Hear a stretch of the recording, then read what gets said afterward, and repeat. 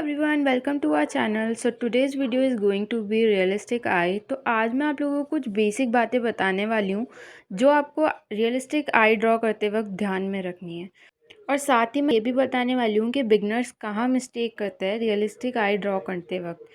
हाँ, हालांकि जब आप पोर्ट्रेट ड्रॉ करते हो तो अगर आप A4 साइज़ की शीट पर पोर्ट्रेट ड्रॉ करोगे तो उसके अंदर आइज़ बहुत छोटी छोटी बनती है।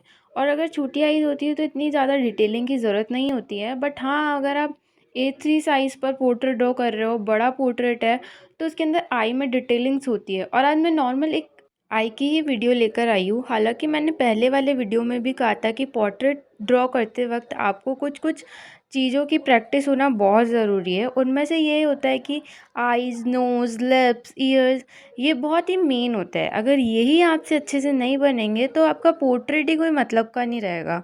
इस वजह से आइज़, नोज़, इन सब की प्रैक्टिस होना ज़रूरी है। तो आज मैं आपको आइज़ बताऊँगी किस तरीके से ड्रॉ करनी है। तो चलिए स्टार्ट करते हैं।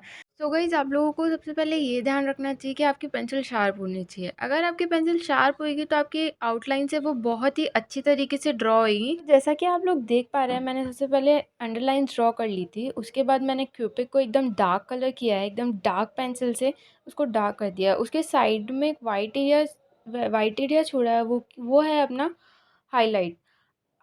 सबसे मेन पॉइंट यही है कि आपकी आई के अंदर हाइलाइट्स होना बहुत ज़्यादा ज़रूरी है, तभी आपकी आई एकदम रियलिस्टिक लगेगी।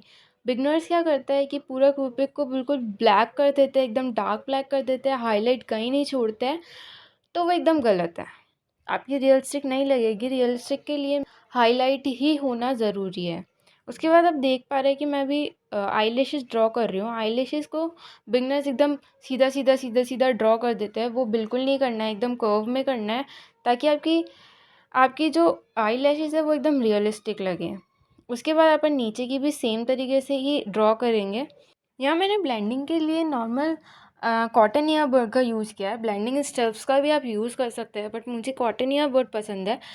उससे क्या होता है, हाँ, जो ब्लेंडिंग है वो बहुत ही फिनिशिंग से ब्लेंड होता है। आई के अंदर को भी शेड करना बहुत ज़रूरी है। अगर आप उसे वाइट छोड़ देंगे तो वो बिल्कुल अच्छा नहीं लगेगा। हालांकि सब लोग ये बोलते हैं कि जो अंदर आई के अंदर जो वाइट एरिया होता है उसे वाइट छोड़ देंगे तो ज़्यादा अच्छा लगेगा। नहीं, वो आपको रियलिस्टिक लुक नहीं देगा। सो गाइज, आई के नीचे एक डेप्थ होती है। जैसा कि आप लोग देख पा रहे हैं, मैंने आई बॉल के नीचे एक एरिया छोड़ा है वाइट कलर का। उसके नीचे मैंने करके फिर मैंने आईलैशेस ड्रॉ किए। तो वो छोड़ना बहुत इम्पॉर्टेंट होता है। जो बिगनर्स बहुत ज़्यादा मिस्टेक करते हैं वो ये होता है कि वो बहुत ही जल्दी ड्रॉ करने की कोशिश करते हैं, बिल्कुल भी टाइम नहीं लेता है। बट हाँ, एक स्केच ड्रॉ करने में पेशेंस रखना बहुत ज़्यादा ज़रूरी होता है। अगर आप एक आर्टिस्ट हो तो कुछ कुछ पोर्ट्रेट्स ही होते हैं कि 8 8 हावर्स में ड्रॉ होते हैं, कुछ होता है 2 डेज़ लग जाते हैं। तो हाँ, उसके लिए पेशेंस रखना बहुत ज़रूरी है। और इसे भी ड्रॉ करने के लिए पेशेंस रखना ज़रूरी है। जल्दी से ड्रॉ नहीं करना है कुछ भी, आपको एकदम टाइम लेना है।